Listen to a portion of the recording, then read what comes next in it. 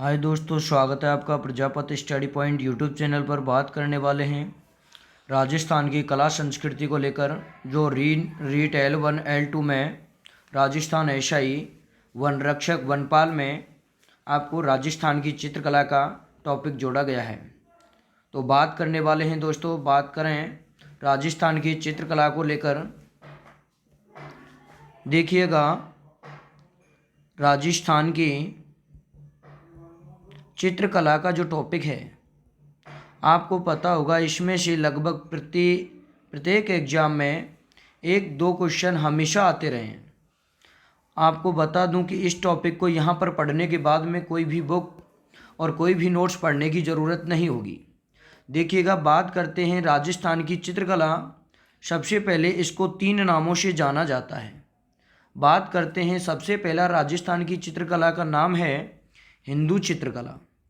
दोस्तों, बात करें कि राजस्थान की चित्रकला को हिंदू चित्रकला के नाम से जाना जाता है। दूसरा नाम है इसका राजपूत चित्रकला और तीसरा नाम है दोस्तों इसका राजस्थानी चित्रकला।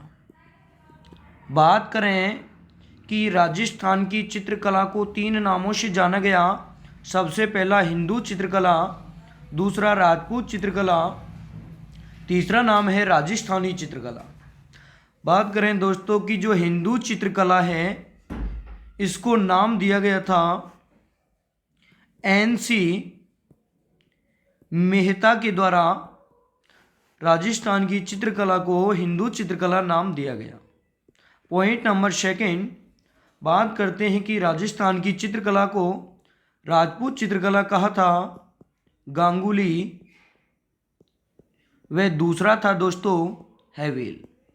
2 व्यक्तियों ने इसको राजपूत चित्रकला कहा है। और बात करें दोस्तों, राजस्थानी चित्रकला नाम दिया था रामकृष्ण दास ने, और दूसरा कर्नल जेम्स टॉड ने इसे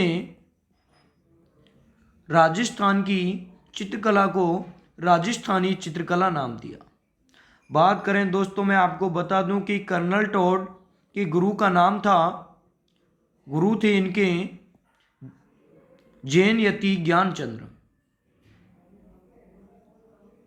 जैन यति ज्ञानचंद्र इनके गुरु का नाम था। ये 1798 में भारत आए थे। तब इनकी उम्र लगभग दोस्तों 17.5 साल थी। इन्होंने 1829 में पुस्तक लिखी थी दोस्तों, the annals and antiquities of Rajasthan, जिसका प्रकाशन 1835 में किया गया था। इस पुस्तक में राजस्थान की चित्रकला को नाम दिया दोस्तों राजस्थानी चित्रकला। अभी हमने ओनली इसके नाम पढ़े हैं दोस्तों कि राजस्थान की चित्रकला को हिंदू चित्रकला, राजपूत चित्रकला और राजस्थानी चित्रकला के नाम से जाना जाता है। पहला नाम NC मेहता ने राजस्थान की चित्रकला को हिंदू चित्रकला कहा है। गांगुली और हैवेल ने राजपूत पेंटिंग कहा है या राजपूत चित्रकला कहा है, और कर्नल टॉड और रामकृष्ण दास ने इसे राजस्थानी चित्रकला कहा है। तो देखिएगा दोस्तों, आगे कॉन्सेप्ट को समझते हैं। बात करें कि राजस्थान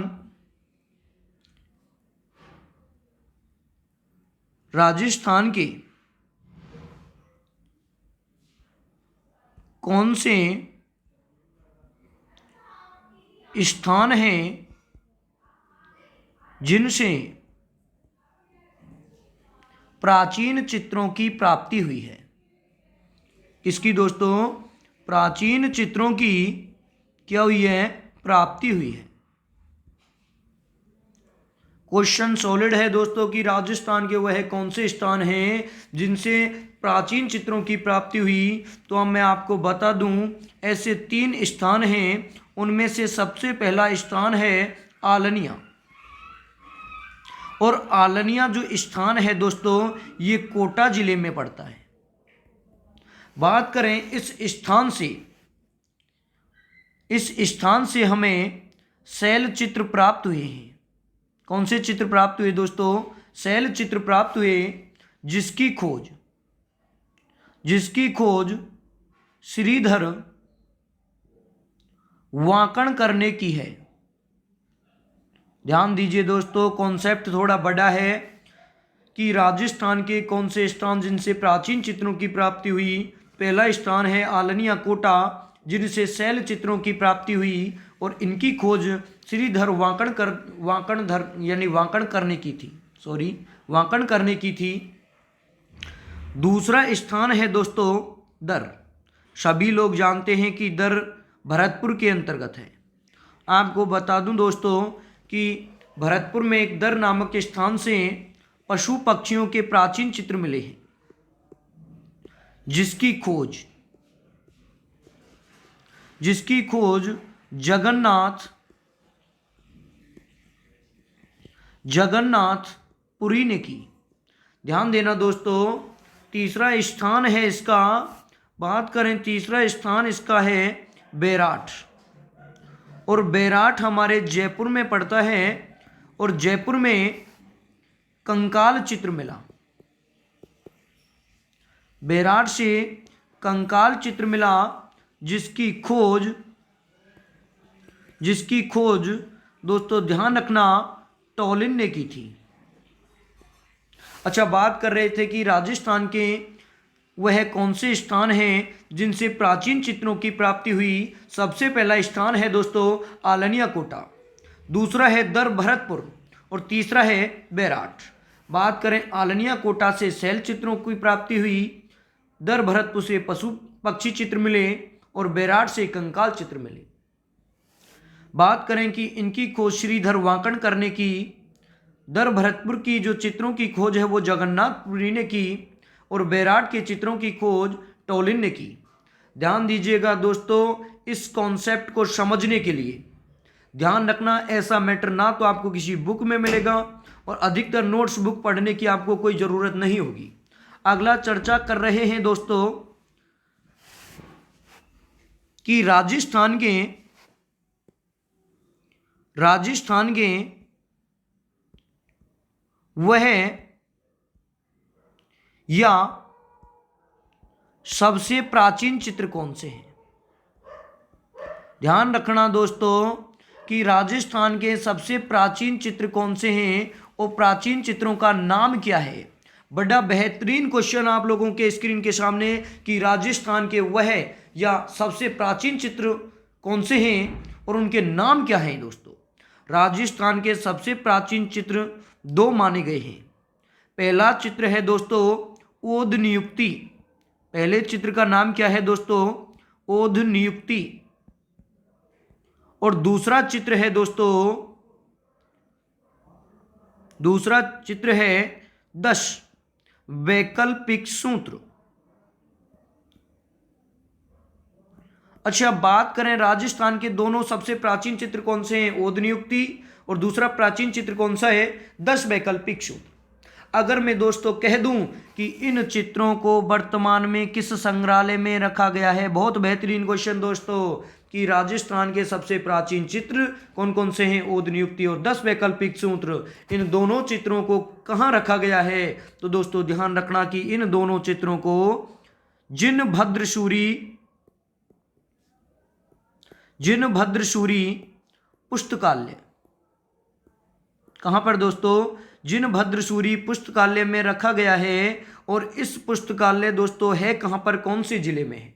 तो आपने दोस्तों नाम सुना होगा, विश्व का एकमात्र किला जिसकी छत लकड़ी से बनी हुई है, जैसलमेर का किला, जिसे स्वर्णगिरी के नाम से जाना जाता है, जिसे रेगिस्तान का गुलाब भी कहते हैं, जिसे जालियों का दुर्ग, स्तंभों का दुर्ग आदि नामों से जाना जाता है। इस दुर्ग के अंदर जिनभद्रसूरी पुस्तकालय स्थित है, जिसमें राजस्थान के दोनों प्राचीन चित्रों को रखा गया है। अच्छा, बात करें दोस्तों, आपने स्क्रीनशॉट नहीं लिया होगा तो स्क्रीनशॉट ले लें। आगे चित्रकला का आगे टॉपिक कॉन्सेप्ट को क्लियर करते हैं।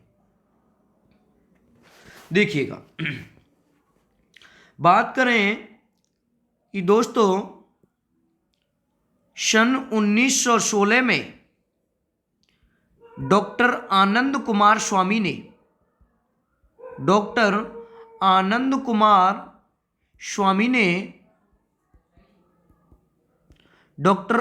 कुमार स्वामी ने राजस्थान की चित्रकला का वैज्ञानिक वर्गीकरण किया है। बहुत बेहतरीन क्वेश्चन दोस्तों कि राजस्थान की चित्रकला का वैज्ञानिक वर्गीकरण करने वाला सबसे पहला व्यक्ति कौन था? तो आंसर होगा डॉक्टर आनंद कुमार स्वामी। और कब किया दोस्तों? सन 1916 में। अच्छा, अगला पॉइंट, अध्ययन की दृष्टि से मिस्टेक दोस्तों, अध्ययन की दृष्टि से, भौगोलिक दृष्टि से राजस्थान की चित्रकला को 4 भागों में, कितने भागों में दोस्तों? 4 भागों में बांटा गया है। कितने भागों में बांटा गया? 4 भागों में बांटा गया। भौगोलिक दृष्टि के आधार पर दोस्तों राजस्थान की चित्रकला को कितने भागों में बांटा गया? 4 भागों में। अच्छा, बात करेंगे कि 4 भाग कौन कौन से हैं, तो बने रहिएगा, वीडियो को अंत तक देखते रहिएगा, चैनल को सब्सक्राइब करें और वीडियो को लाइक करें। बात करते हैं 4 भाग कौन से थे। सबसे पहला भाग है मेवाड़ स्कूल। राजस्थान की चित्रकला को 4 भागों में बांटा गया। सबसे पहला मेवाड़ स्कूल, सेकंड है इसका मारवाड़ स्कूल, और तीसरा है दोस्तों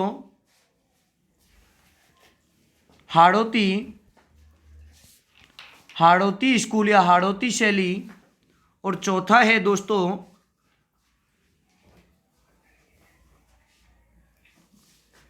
ढूंढाड़ शैली।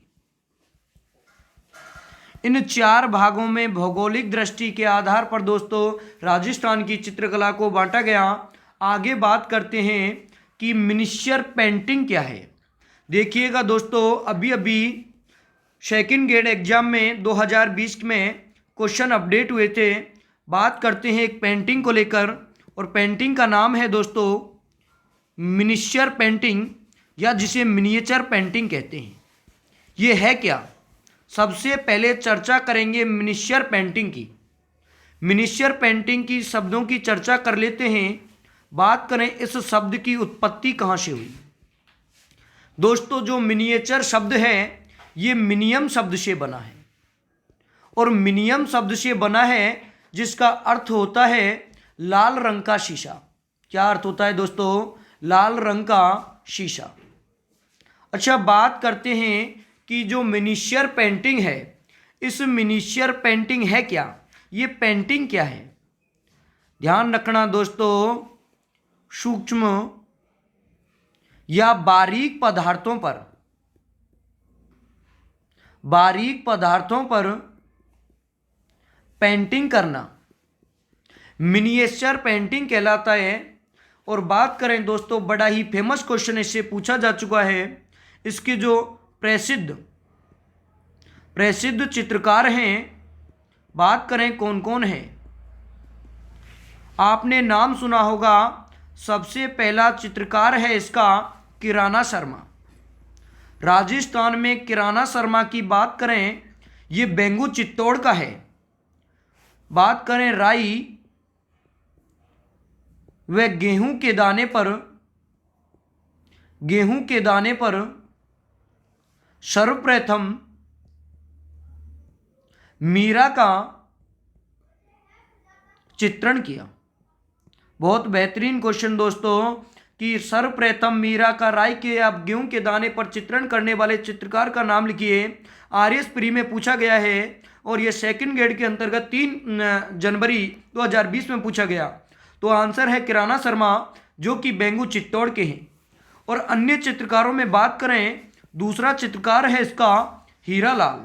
दोनों चित्रकार राजस्थान में प्रसिद्ध चित्रकार हैं जो कि मिनिएचर पेंटिंग को उजागर करते हैं। अच्छा, बात करेंगे अपन भौगोलिक दृष्टि के आधार पर हमने राजस्थान की चित्रकला को 4 भागों में बांटा था और 4 भागों को हम किस प्रकार अध्ययन करते हैं। सबसे पहला भाग मैंने आपको ये बताया था मेवाड़, दूसरा बताया था मारवाड़ और तीसरा बताया था मैंने हाड़ौती और चौथा है दोस्तों ढूंढाड़ शैली या ढूंढाड़ चित्रकला। बात करें राजस्थान की चित्रकला को अध्ययन की दृष्टि से भौगोलिक दृष्टि से 4 भागों में बांटा गया। सबसे पहला मेवाड़ स्कूल, दूसरा मारवाड़ स्कूल, तीसरा हाड़ौती स्कूल और चौथा है ढूंढाड़ स्कूल।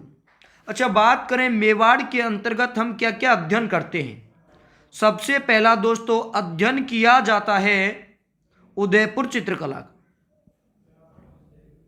कौन सी चित्रकला का अध्ययन करते हैं? उदयपुर चित्रकला का। और दूसरी बात करें, दूसरा पॉइंट चावंड चित्रकला का भी इसी में अध्ययन किया जाता है। अगला पॉइंट दोस्तों आपको पता होगा, एक शैली है नाथ द्वारा चित्रकला और नाथ द्वारा चित्रकला का अध्ययन भी मेवाड़ शैली में किया जाता है। आगे बात करते हैं दोस्तों, इन चित्रकलाओं का अध्ययन मेवाड़ शैली में करते हैं। मारवाड़ शैली के अंतर्गत हम किन किन चीज़ों को पढ़ते हैं तो ध्यान रखना, इसमें सबसे पहले मारवाड़ में जोधपुर शैली को पढ़ेंगे। किसको पढ़ेंगे दोस्तों? जोधपुर चित्र शैली को। दूसरी बात करें बीकानेर शैली को या बीकानेर चित्र शैली को। तीसरा पढ़ेंगे दोस्तों किशनगढ़ शैली को और इसी में जैसलमेर शैली को भी या जैसलमेर चित्रकला को भी पढ़ा जाएगा।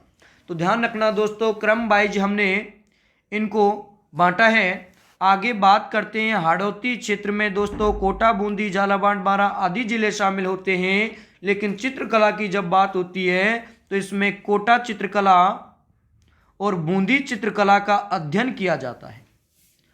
दूसरी बात करते हैं ढूंढाड़ के अंतर्गत दोस्तों जयपुर और अलवर के मध्य में इस क्षेत्र में पहले ढूंढ नाम का एक राक्षस हुआ था, उसी के नाम पर इस क्षेत्र का नाम रखा गया ढूंढाड़। बात करें, इसमें सबसे पहले आमेर शैली को पढ़ा जाता है। आमेर और जयपुर शैली को इसमें पढ़ा जाता है।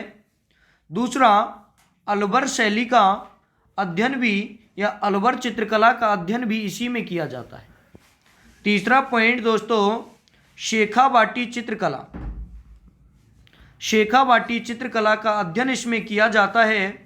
और बात करें नेक्स्ट वीडियो में आपको इनका पूरा यानी कि संपूर्ण जानकारी, सभी चित्रकलाओं को बारीकी से अध्ययन करेंगे।